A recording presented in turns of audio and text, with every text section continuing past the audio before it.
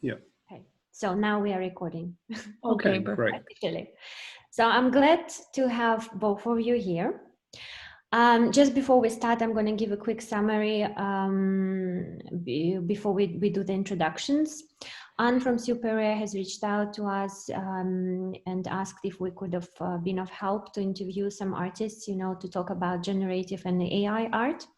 And I thought that it would be very interesting to talk to both of you and find out more about your practice and about your collaboration. So thank you very much for, first of all, for having time and for agreeing to talk to me. And I think, you know, we can start maybe with some introductions from both of the sides. So we have here Dark Fractures, known as Wailikan McCormick. Sorry if I don't pronounce your name properly, and Sofia Crespo. Would be great if you can introduce yourself a little bit more. Okay, so yes, I'm Sofia Crespo. Thank you for having me here. I'm a generative artist and I work with machine learning and neural networks.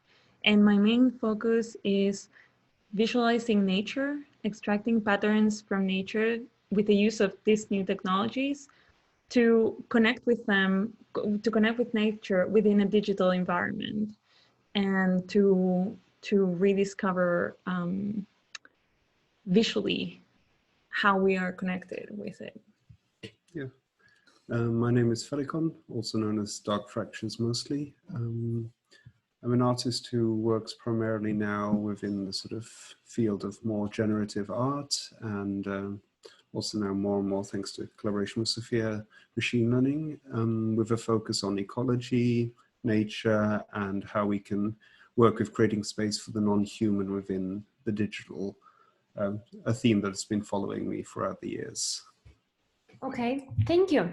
I think, you know, it would be nice to know for the audience also, like, how you met each other and how do you inspire each other and why this interesting collaboration? Because as far as I know, but my knowledge apart, that you came with a little bit different background. And yeah, that I think the story of how you met also, like, some insight would be interesting. Yeah, so it boils down to that early last year, I was in Berlin to do a little work with robotic choreography of all things, and had happened to, in the weeks previous, come in touch with Sofia online via Twitter, where we sort of mutually liked each other's works, and decided that since I was in town, it would be nice to meet and talk about, you know, potentially collaboration. And well, we turned out quite quickly that we had a lot in common in terms of like interest in nature and the way of looking at art and also technology.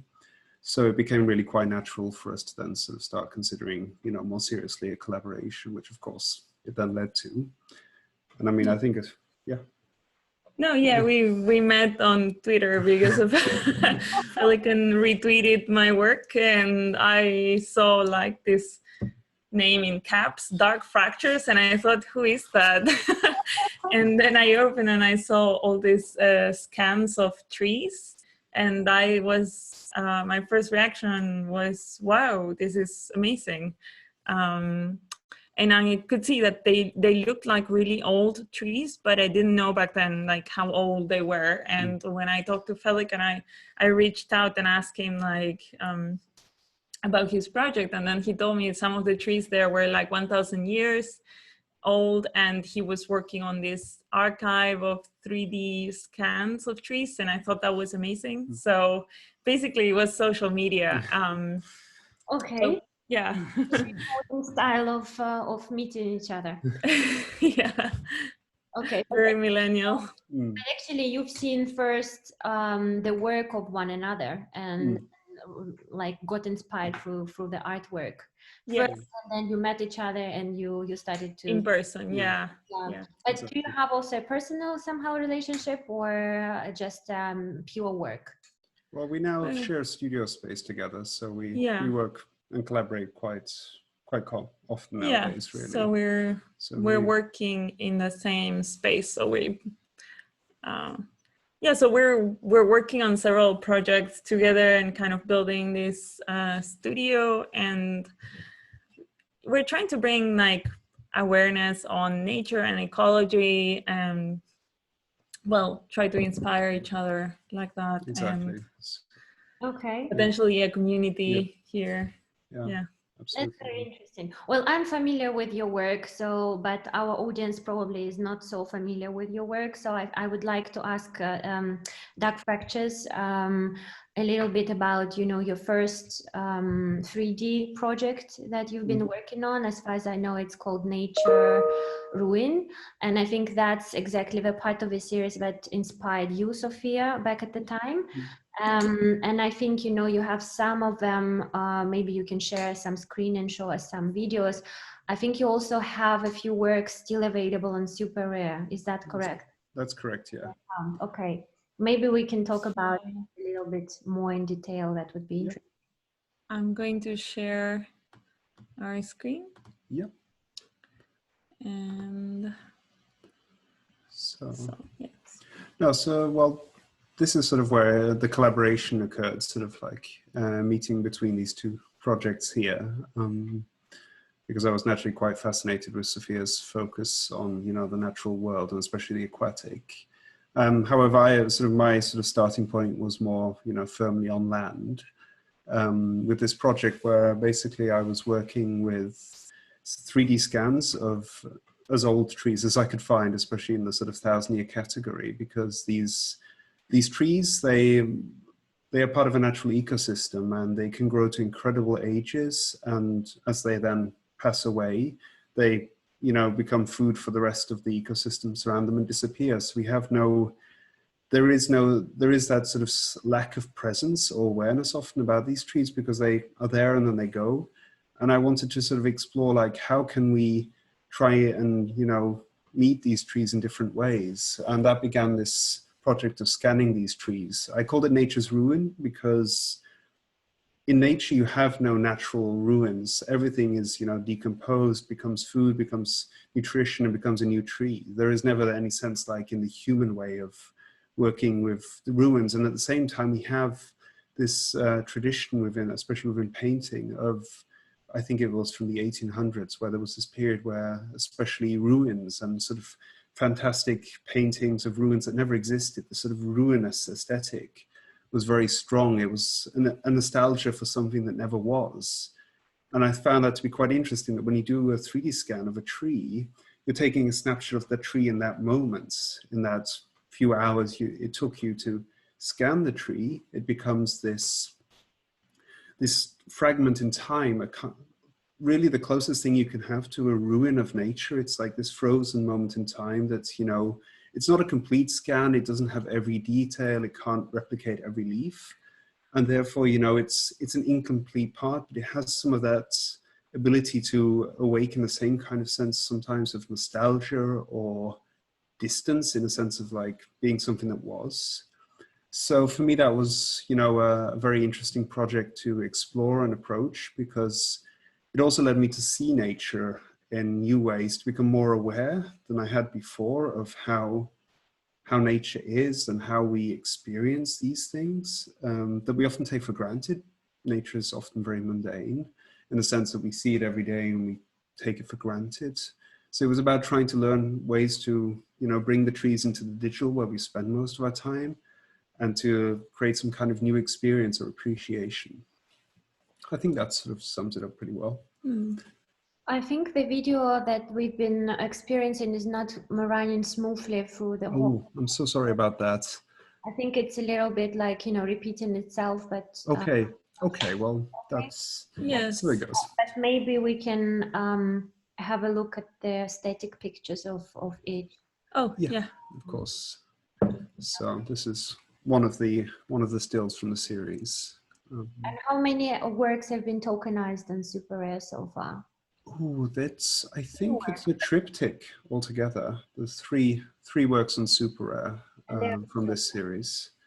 But they are not directly the 3D scans. They are remixed with a neural network. Yeah, right? they're sort of, each one of them, because naturally sort of being exposed to the world of machine learning and especially from the work of Sofia, where you often have this kind of essence that emerges, you know, from feeding a neural network with a data set. It often gives you, what you give is what you get. And I think that it creates this sort of essential qualities. And I was very interested to see what happened when taking these archival fragments and training each one, a single neural network model just for that single archival fragment, and to then run it through and see what came out of that, to sort of like extend that meditation a little further, also more into the realm of the abstract, but at the same time seeing how can this, you know, explore that and interface with that in a way that we normally don't see.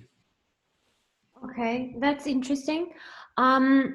Well, I guess, you know, like there is some overlap with her interest in nature also, that Sofia is expressing in her art practice.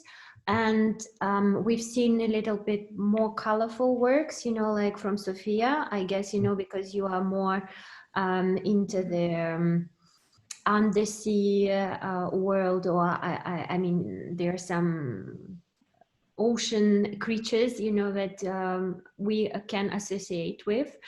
Maybe you can talk a little bit of your background and what kind of algorithms you use in your work also, Sofia. And how do you link this kind of inspiration from nature together to bring this to the digital space? Yeah, so for me, it was an exploration both of how technologies that are based on biological processes work. So I was particularly interested in neural networks because, to a very abstract level, they attempt to recreate what's happening in a nervous system and how neurons are interconnected with each other. It doesn't mean they actually attempt to model what's happening inside the brain, but they are just inspired in a biological process. And I learned a lot through having found, having discovered this practice of using neural networks for generating art. So it was a parallel of both discovering the computational beauty of the algorithms that I was using, and at the same time using them to reimagine nature. And what I wanted to do already since before I found out about neural networks was to extract the essence of something visually. So the visual essence of, for example, a jellyfish, and I would just call it the jellyfishness. Yeah. Those elements that make me feel like that's a jellyfish that could maybe exist in real life, but then when I look at it closer, I realize that there's no coherent match with an actual jellyfish because those tentacles don't look like they could really exist. So I was interested in this kind of parallel, or uncanny place, and I chose to expand. Sorry for interrupting you. Do you also want to share your work on the screen, or we just go back because we now see the picture? Yeah. So the jellyfish is my side of the screen, and that's my work. And the other part, of course, you know, this is a nature rule. Yeah, it's Felican's work. So if you're sharing the screen, we only see the picture of the screen. We don't see you when you talk. So if you talk, I think it would be great if we can just stop sharing the screen. Okay. Moment. Of course, if you would like to show more work, then it would be great. Yeah. Oh yeah. No, I didn't do slides for my work, but we can see your work, your mutual work on your as a background. Yeah. So for me was an exploration of both the computational beauty and the aesthetic beauty of nature, and at the same time a meditation on how nature is being represented in technology. So exploring this idea that technology and nature don't have to be completely separate from each other and polar opposites, and understanding that humans are a part of nature, and the creations, the things we create could also be a part of nature. So to kind of reconcile those things that are understood as fully polarized. Yes, that's very interesting. I know about the project which is on your background, and I want to talk about your collaboration, which is called Artificial Remnants 2.0, which I think was tokenized and super rare recently. I mean, we would like to hear more, maybe, you know, about this and about your collaboration and what kind of these creatures, because they don't look like anything else that you've done so far, and I find them very, very cute, and, you know, like I would pet them as well, you know, particularly. Yeah, so I think, well, I can say that when we met Felican, one of the things we talked about is, I remember he asked me, so what are you working on now? And I was working on Artificial Remnants 1. And back then I think it was like the first version was more grim and obscure. I was thinking of a potential 6th extinction. I was reading these books about mass extinctions, and I found out that planet Earth has gone through 5 major mass extinctions. So I was wondering what life could look like, artificial life that has been extinct in a distant future. So kind of looking at the future from the past, from the future past, so something like that. And I was struggling with the part of generating the creatures that I wanted in 3D.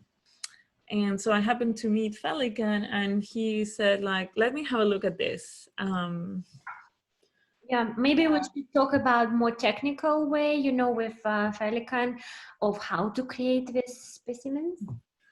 Well, these are, what we did was we spent some time and sort of figured out a way to generate 3D from GANs with a bit of our own custom pipeline in that. So after we sort of, you know, got this first very sort of crude experiments to work, we started to look at that, revisit artificial remnants, and start to see, well, if we can generate more complex 3D form and life forms, what would be interesting? So then we started to see because with any sort of machine learning kind of work, we have to have the data sets. So we spend a lot of time exploring, how do we create these data sets? How do we create something, you know, that is also resonant to us in terms of like being a natural, you know, figure in creation. And we were quite lucky to stumble across some research resources of, you know, who had actually, you know, created these online available data sets of insect specimens. So we started to then sort of transform these insects into, you know, food for the network. And after having then, you know, extracted these specimens, which rather surprised us with their shapes and forms. I mean, also it has to be said though, that no matter how crazy these little creatures are, nature, when it comes to insects, is always wilder. It's been really quite humbling that every time we've created something, we thought it's like, wow, this is really special and wild. 10 minutes later on Twitter, some nature account posts an insect you just won't believe. So it's been like, we've come to really sort of like appreciate the natural diversity for that. Yeah. Absolutely. And sort of technically speaking, these GAN outputs, we extract them, and from there we find these specimens that speak to us, that pop out, and then the next step is to use a convolutional neural network to give them, you know, color and texture. So they become these really colorful little creatures. Yeah, actually, I wanted to ask you a little bit more about the colors. I mean, I guess this is also specifically generated for each creature, different colors, different patterns, and also, I guess, some kind of inspired by nature. Absolutely. Because, for example, the creature which is behind you, I think it's specimen number, let me see, it's specimen number 5. Yeah, that's right. I would never pronounce it correctly. I think it's. Don't worry, the names are generated too, so it's okay. Call them by number. I guess, you know, number, it doesn't give them a little bit, you know, like I would give them names actually, you know, like pets. I don't know what they represent to you. Do you see them as a pets? Do you see them as some kind of creatures that you would associate yourself with, or how do you feel about them? Yeah, I think they can definitely be like a spirit animal. You know, when you say this is a spirit animal, I definitely, yeah, I feel very emotional towards them. And I think each of them to me represents kind of like a completely different mood and state and idea, but maybe it's because I spent a lot of time looking at them. So like, yeah, I feel very connected to them and what they represent. This one in particular is Pelican's favorite, and it somehow really reminds me of him when I see it. So do you have some sort of name, so you call them by number? Well, we have kind of like, usually we say like this one is the pink one, like the the one with the roses, because it looks to me they look like roses. Okay, so it is the roses. Or what kind of colorful pattern did you use, you know, and or some other pictures, you know, based on what did you train this in order to come up with some colorful like roses, pink colors? In the wild, insects have, you know, sort of often quite colorful colors, either to signal or to camouflage. So what we did was we took, you know, a variety of sources, you know, from in sort of like using insects as a starting point, but also using plants and nature, because as mentioned, they do sometimes camouflage themselves. And we wanted to see, to allow like a convolutional neural network to dream up some, you know, either camouflage patterning or signaling, even though we don't necessarily understand what it's trying to signal. We have to try and like, what could this be? You know, try and sort of like understand the outputs. But I think it's been quite fascinating to play with that. So that's because, at least for me also, it's quite important that they have their own little autonomy in some sense, that we don't design these in that sense. You know, we don't control how they be. And I think there's something very interesting when you allow a texture to emerge upon it, and you go, okay, this is interesting, and it gives it a certain feel and sense. And I think that it creates like a little presence. And I think people have responded to that as well, that they don't feel like a pet in the sense that they were made to be a pet, but they have some qualities that people often seem to find endearing, which we like. So there's definitely something about that connection there. Well, I just can tell from my perspective, you know, like once you look at the static picture, of course, you know, you see kind of creature and it's colorful, but that you gave them also this moving effect, you know, this 3D moving effect, and that one can also kind of see the creature from a different perspective and see he's got the moves, you know, like some of them they kind of give this emotional connection, you know, also according how they move, and they move differently. How did you reach that effect that they also gets like dancing? I think it was purely intuitive. In this case, we were working on it, and in this case, like it's us who chose how they move. So it was given by you, like that was given by us. We decided, this one would move the antennas in a certain way, and it was partly the reason why we did this is also because, like us humans, we are also animals, and we are able to empathize towards other things that move. And we get larger empathy if we see like a creature that's able to move. So suddenly it feels like it's alive. So that's why we wanted to give them that kind of breathe life into them in this way. Yeah, that was absolutely fantastic idea. And I also seen that you've been doing some AR on Instagram together with the creatures. I don't know if you have a video to share, but I think Yeah. that would be great, you know, if you can have a look at the creatures and also look at the video, because it looks amazing that you are literally taking one of them for a walk in the park.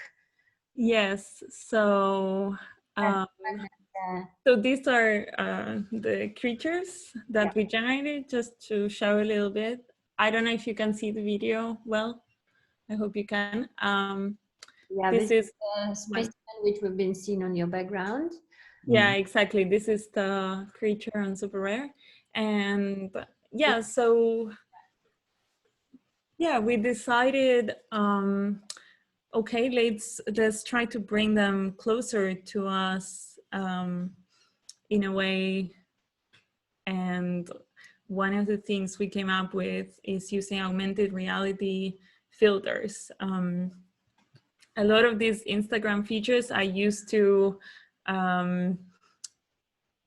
make filters on human faces, but we wanted to purely use it just to see like a completely different creature and to feel like it's there with you, accompanying you. Yeah, it absolutely looks like that you've been taking a walk with one of them in the park. Yeah. So you can go to my Instagram, and they're on the filter section, and you can use them and tag both of us. Okay. Because it's been important to, once we sort of, I mean, I was introduced to to this field of artificial life by Sofia, and it's this fascinating field of research and study on creating artificial life forms in a variety of ways that evolve themselves within digital ecosystems. And for us, it feels like this natural continuation after first having generated these specimens, that we then start to see how can these specimens be brought to life, how can we interact with them. And then of course, when we started to look at, for example, these Instagram filters, it became like a really interesting way of exploring how can we have people interact with these, because we don't just want to create them, we want them to be out there for people to have interactions with and to create new ways of experiencing them. So it's been quite fun to try out, for example, Instagram filters now for that. Okay. Can we go back to the? Ah, yes, that's nice. Oh yeah, sorry. Yeah. No, really interesting. I think, you know, I mean, I would like to know if you're working now already on the Artificial Remnants 3.0, or any other new project that you're collaborating on, and we can look forward for the launch in the near future? So, well, we are working on more of like a comma update of Artificial Remnants now, but 3.0 is definitely in the pipeline. It's been actively worked upon. Well, but we are taking this to a new ecosystem, to a different ecosystem. Yeah. That's the aquatic ecosystem. Yeah. So now we are working on like an aquatic continuation of this exploration. Okay, but the outcome of it, will it be like also some digital works or 3D? Definitely, it's going to be a mix of digital and also some more physical works. In this case, yeah. We're trying to see sort of like overlapping to the physical world again. Yeah, so we are working on an artificial aquarium, and we're working on creating a physical piece for it as part of a residency project that we're doing. Okay. So it will be, the exhibition will be in January of next year, 2021. So where is it going to take place? In Zaragoza, in Spain, at the Etopia Center. Okay, hopefully everybody can visit by that time. And yeah, we hope so too, because we also need to travel there to mount everything. And yeah, so we are really hoping that it works out. But we are thinking of also making it available online for the people who cannot visit the real life work. Exactly.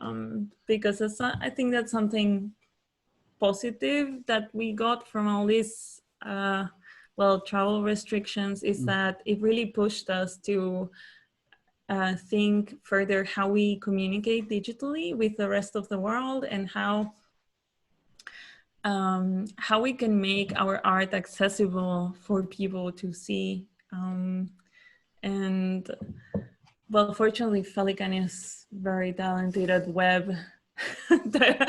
So he's the one handling everything web that we do. But how have you been adapting, to all this COVID restrictions? I guess, there've been many cancellations for the physical shows. There've been also probably some cancellations with the gallery shows and things like that. So, I mean, how did you adapt? Was it difficult? I mean, was this transition too long, or now you find that it's getting back to normal? I think it was quite hard at the beginning because we were relying on all those shows, and those were kind of what we were dedicating our full time to. So we didn't have a side job that we could use as a backup plan. And I think, like, if you're a full-time artist and suddenly all your things get canceled, then suddenly you're really faced with a dilemma of what will I do with my career now? Will I be able to continue to make art? Yeah, I think, this is one of the probably good things, about all these blockchain platforms like Super Rare, for example, where artists particularly can continue expose their artworks freely, and also connect to collectors and get some sales, generate some sales. I mean, just to ask, how was your experience so far with blockchain spaces? I think, you have various accounts, but I think mostly you sell for Super Rare, and both of your accounts now have these unique works with Dark Fractures and Sofia Crespo 1, right? I think this is 91, yeah. 91, yeah. Yeah. I think both of you came. I introduced both of you to Super. That's correct. Yeah. Yes. So, but I mean, how is it so far? Because it's a bit different from the traditional model of how usually the artist would exhibit and sell. absolutely. I mean, I think it's been really interesting. I think because in a very short period of time, it showed a really great potential for being what has been missing from the digital world, because we have really been missing or not really had any kind of legitimate online platform for artists. And now suddenly we have several, amongst others Super Rare, who are becoming now, I think, established enough that we can, rely on them to be around for a few months more at least. But I think that this has shown that there is really this potential market. I think it's been really great to see also that there's a potential for a lot of artists who may not fit so very well into the traditional world to now have ways of finding ways to both support and share their practice in very good ways. So I think at the same time, these platforms are still very immature in the sense that they are very new and the communities are very small. And I think that often leads to a risk of a monoculture, because you have a very small community and that often gets a singular direction. And also at the same time, because of its ancestry with the blockchain, with its building on blockchain, there's been a lot of focus upon metrics, which often leads to performance metrics like who's performing the most. And I think that this kind of starting point is also a little bit problematic, because if we truly are to build an alternative, which is more open, that somehow tries to fix some of the problems with the traditional art market, which has been sadly a lot less diverse and inclusive than it should be, in many cases. At least traditionally, this has been a very big problem. And I think we still struggle with that now, with underrepresentation of minorities, of, you know, non-male genders, etc.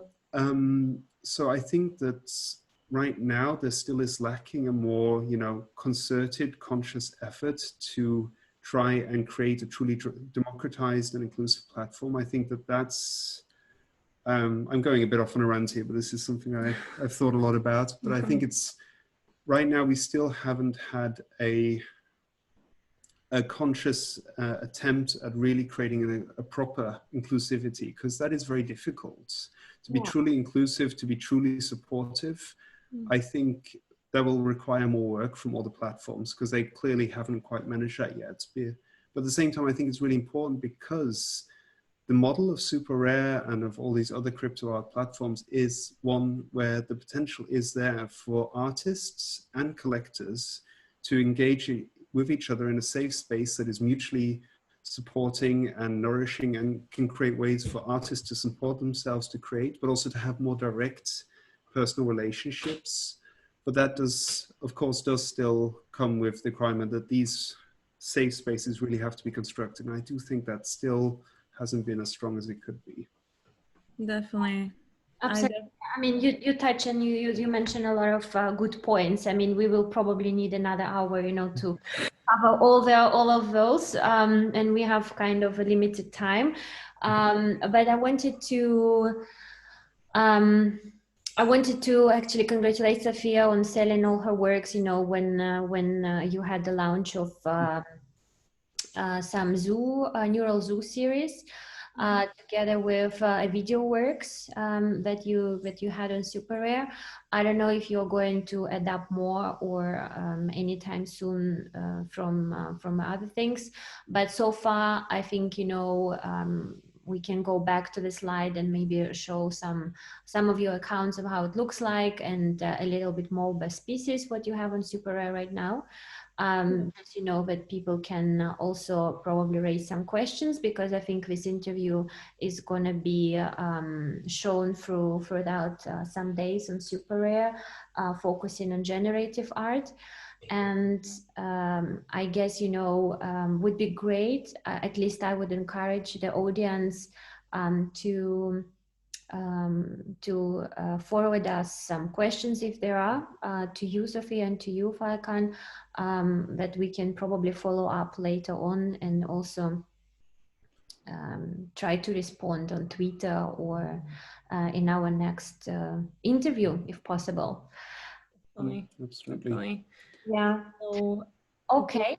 Yeah, so this is the Super Rare page with showing one of our creatures, the one we were talking about, mentioning before. And oh, sorry about that, I put the slides. So our handles are the same as in our social media. You can find us on Super Rare as Dark Fractures and Sophie Crespo 91. But we have all our latest series in Vass Galerie, of course. Yeah. Okay. Thank you very much. I would like to. It's my first interview actually with the artists like that, so it's for me it's also a debut today. So I would like to thank you, and it's been a pleasure working with both of you, and I really admire your work, and I really hope that, you know, more and more people will get inspired by nature through your practice. And I mean, I should, as a gallerist, should let these creatures out there for sale for potential collectors, but I'm really in love with this number 4, you know, so I mean, I think you heard about this number 4 since you minted. Yeah, and I mean, I would like to continue our discussions if there will be another opportunity, and I look forward for your upcoming physical show, and I really hope that everything will work out. And thank you very much. Thank you, Kate. So yeah, thank you for having us. Yeah. And thank you, Super Rare, right, for organizing this day, focusing on generative art. And absolutely.